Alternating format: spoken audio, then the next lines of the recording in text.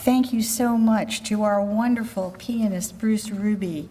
The prelude was Prelude in E major by Johann Sebastian Bach. Good morning, dear friends. Good morning and welcome to the Treasure Coast Unitarian Universalist Congregation in Stuart, Florida. My name is Laura Lesh, and I am delighted to be serving as your worship associate this morning, along with our service leader, the Reverend Dave Tarbell. I must tell you, it is a little weird speaking to you from up here without being able to see you, but I am so grateful that we have the technology which allows us to continue our weekly services that bring us together without risk and allows us all a brief respite from focusing on viral pathology. So instead, we can consider more spiritual, positive, and comforting matters. And this would not be possible without our tech guru, Christopher McGon. Our minister, Reverend Paul Johnson, will be back here in future services. Our director of religious education is Karina Poloni. We are a welcoming congregation. You are welcome here regardless of your age, your abilities, your skin color or your nationality, your sexual preference or your first language. Thank you for joining us this morning. Together we are adapting, learning, and connecting, for we surely need each other more than ever in these crazy times, although we must nonetheless keep our distance. The announcements for this week may be found in our weekly update that is sent out to all our friends and members on Fridays and is available on our website.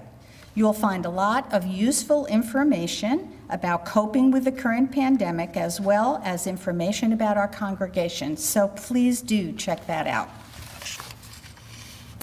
Dave will light our chalice this morning as I read these words by Christine Robinson, plus a few additional words added by me.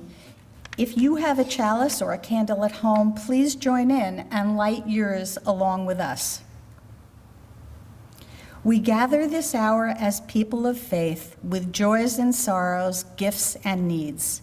We light this beacon of hope, sign of our quest for truth and meaning, in celebration of the life we share together, even when we must remain apart to keep us all safe.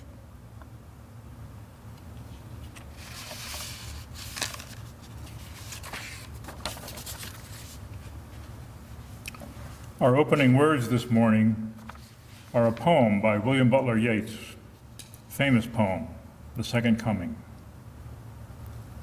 Turning and turning in the widening gyre, the falcon cannot hear the falconer. Things fall apart, the center cannot hold. Mere anxiety is loosed upon the world. The blood-dimmed tide is loosed, and everywhere the ceremony of innocence is drowned. The best lack all conviction, and the worst are full of passionate intensity. Surely some revelation is at hand. Surely the second coming is at hand. The second coming? Hardly are those words out when a vast image of Spiritus Mundi troubles my sight. Somewhere in the sands of the desert, a shape with a body of a lion and the head of a man, a giant Blake and pitiless stare in the sun, moving his slow thighs, while around it reel shadows of the indignant desert birds. The darkness drops again, but now I know that 20 centuries of stony sleep were vexed to nightmare by a rocking cradle. What tough beast, its hour come, round at last, slouches toward Bethlehem to be born.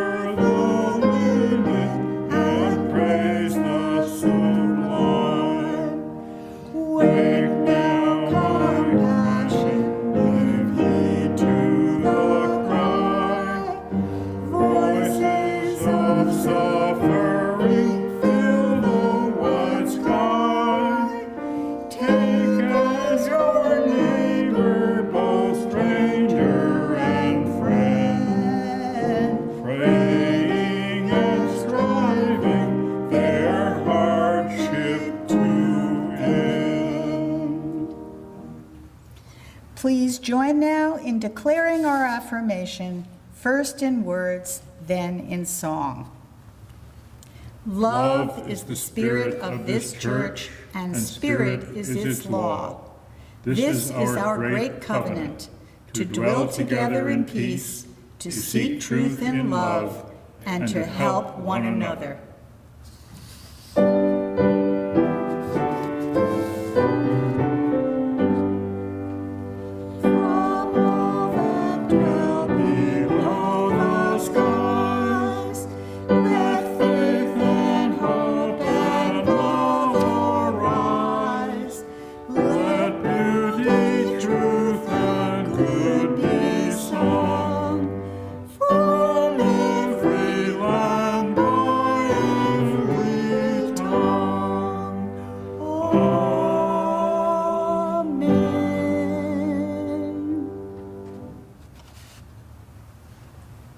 At this time, we pause to share our joys and sorrows, which allows us to know each other on a deeper level. I'm going to start by sharing our profound sorrow that Dave and I lost two of our dearest friends here in Florida early this week, which has pushed all other problems into the background for us. We will miss them more than I can say. And this week, in preparation for this service, we were going to use this hymn, which was written by a UU minister who I know quite well, Tom Michelson. I called to make sure it would be permissible to use that hymn in our service. Tom is now suffering from Alzheimer's disease and is in the hospital. I spoke with his wife and received permission. I am so sorry to hear the news about Tom. He was a wonderful person and still is, and was a magnificent UU minister. We will miss him. We're sure that many of you have hopefully joys and possibly sorrows that you would like to share. Please write them down, send them in an email or even by phone to Debbie, included in one of our future services.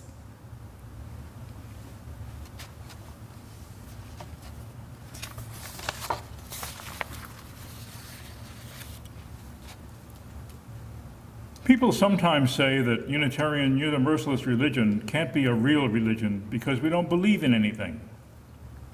My response is that religion shouldn't be defined in terms of belief in, but whether it gives a way to deal with life on a real gut level. Does it help us respond to times like these when we need support just to get through the day? Does it help us cope when we cannot meet on a Sunday morning? Or when we have other problems in our life? I know it helps me to cope with all the trials of this life. And it also helps to respond when our cup overfloweth and is full of joy. Real religion should be there for both of these extremes and for other things as well. It should sometimes demand more from us than we would give without some other outside push. Jay Abernathy, a UU minister and friend of mine, in an unpublished paper, argues that too much focus on morality and ethics has sapped significant religious strength from the UU religion. If morality and social justice and friendly coffee hours are all that there is to UU religion, it would be rather thin. The real question is, can we in liberal religion find things we can relate to and resonate with on a gut level, a feeling level? Do we have something to say that deals with how it feels to be alive in this world, with both its positives and its negatives, the good times and the bad? Frequently, the question is put in another form. Is there a spiritual dimension to our liberal religion? I believe that there is, and that is part of why we will go through this difficult time. We touch on that spiritual dimension in many ways. Let us take a moment to reflect on this.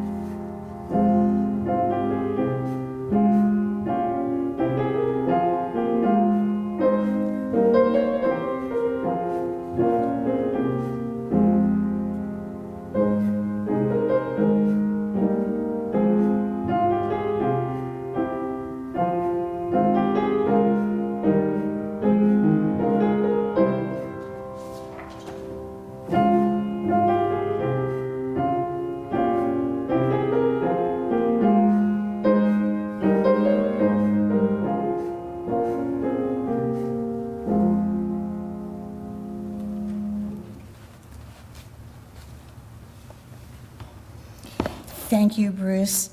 The piano meditation response was hymn 119, Once to Every Soul, a Nation. And please join in now at home in humming first, then singing our beloved hymn number 123, Spirit of Life. Life, come.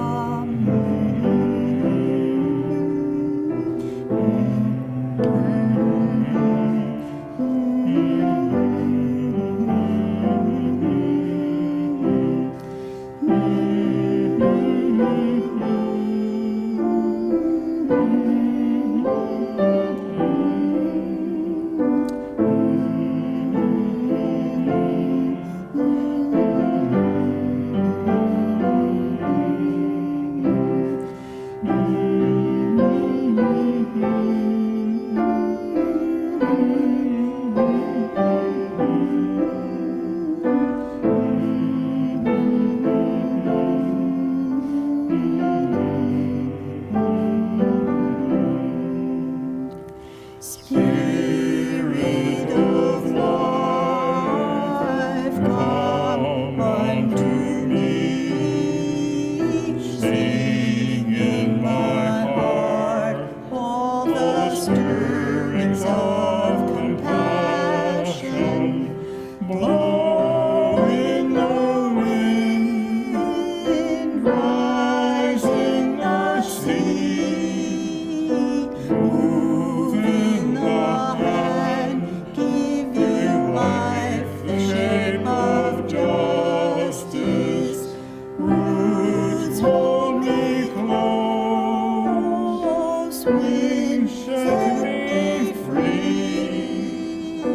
Spirit of life, come to me, come to me.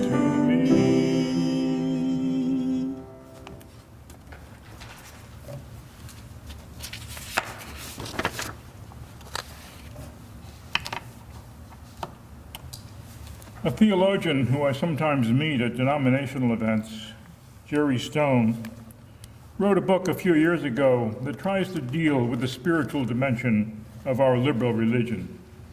It is titled The Minimalist Vision of Transcendence, a Naturalist Philosophy of Religion. Stone is addressing what he sees as one of the problems of our modern day. As he puts it, the loss of the experience of transcendence in our secular life has resulted in two quite different moods, the self-assured and the alienated. Both of these moods agree that there is no absolute ground for our knowing or our sense of values. The alienated mood finds no sense of meaning at all, whereas the self-assured finds no source from which relative meanings can be criticized. As William Butler Yeats put it in that great poem of his, the best lack all conviction, while the worst are full of passionate intensity. Stone goes on to say that both of these forms of secularization are tied into forms of alienation.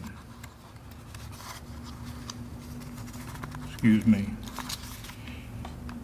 Alienation dehumanizes through its general lack of a sense of meaning or values. We know we ought to act and we can't find the strength. In all of these situations, we find ourselves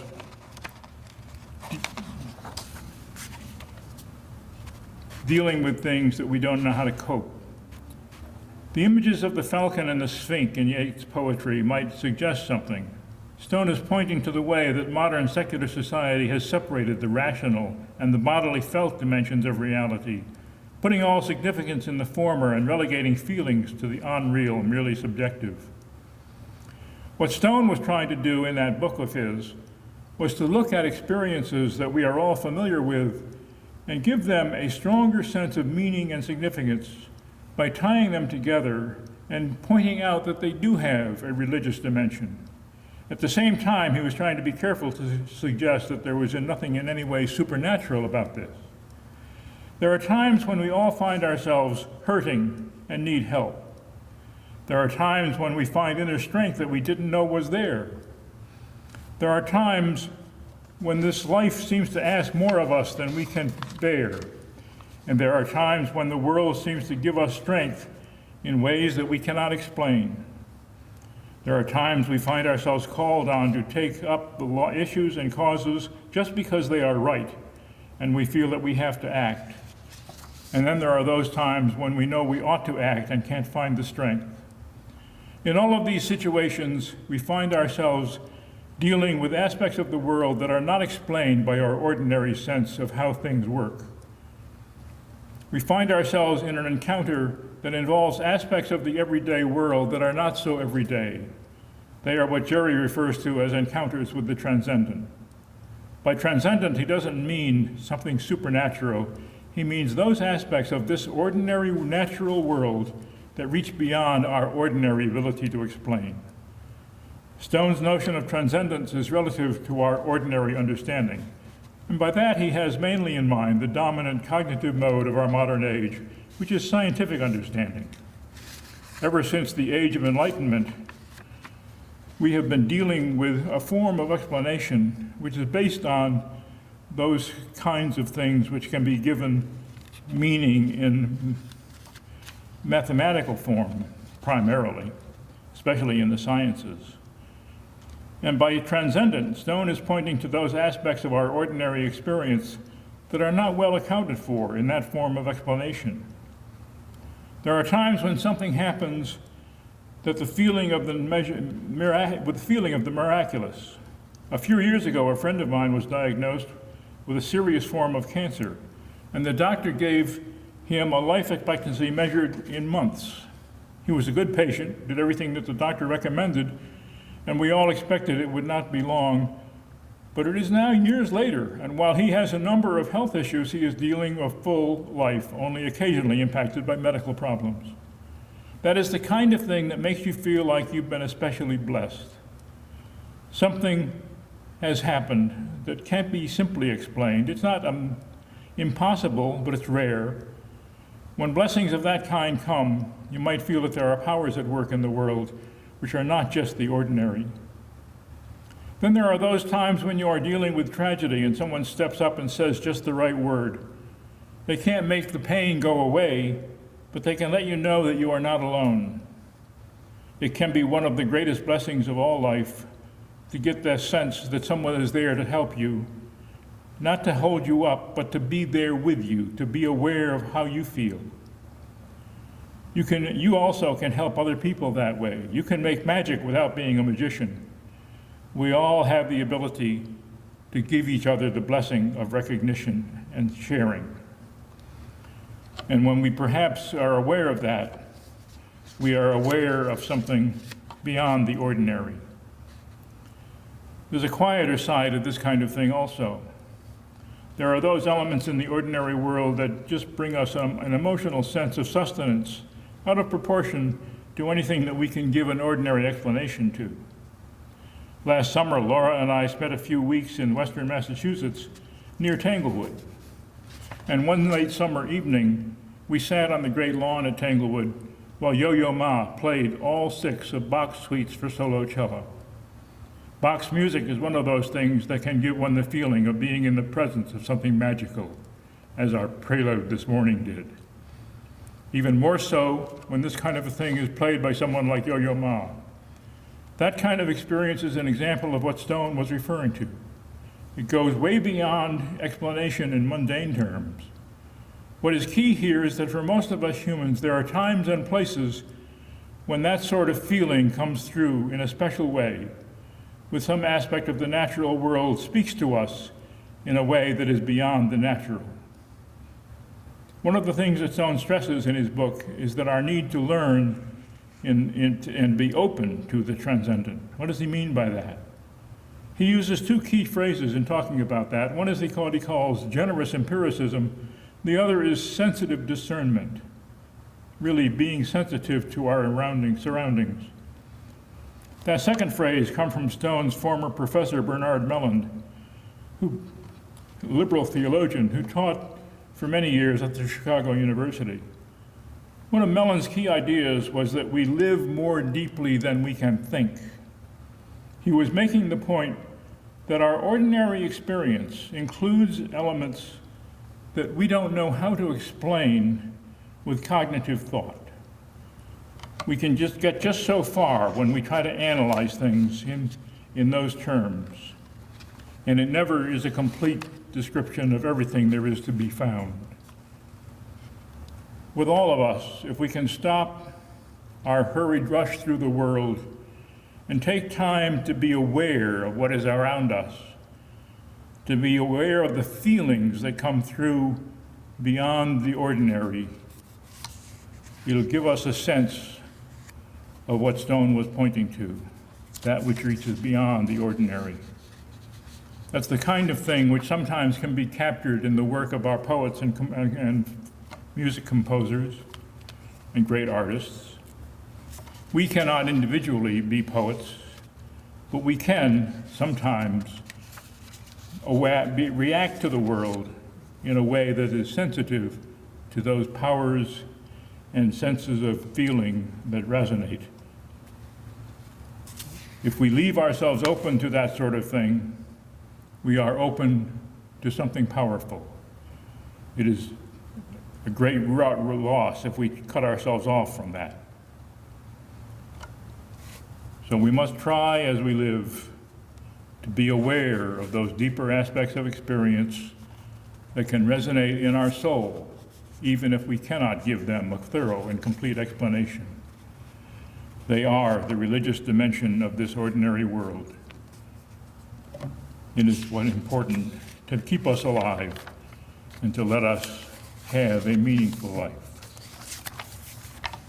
And I would like to ask you now to join us in going back to that hymn number 298, and this time singing verses 1, 4, and 5.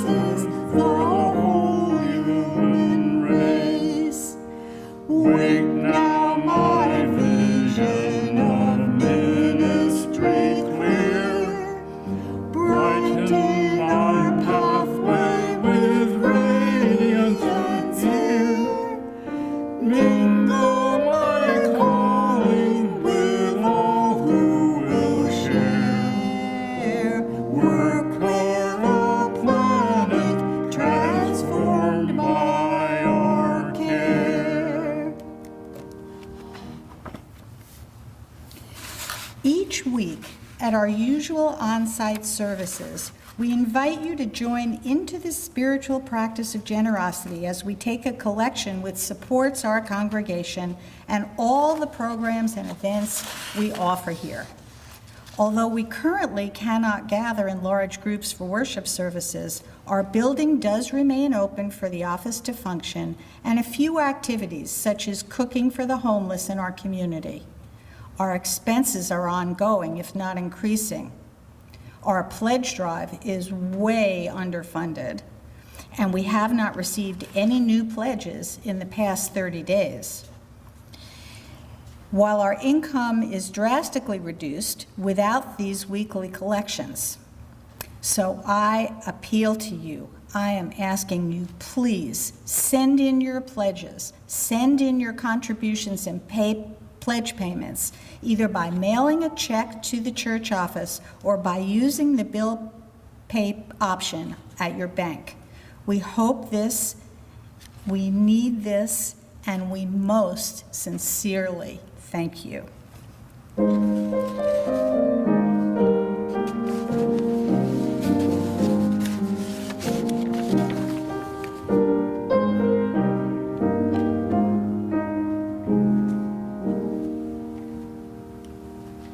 Try to remember those words of Bernard Melland. We live more deeply than we can think. Be aware of those beauties in life that come to us in special gifts, sometimes from the music of Bach, sometimes from a flower that we see as we walk by.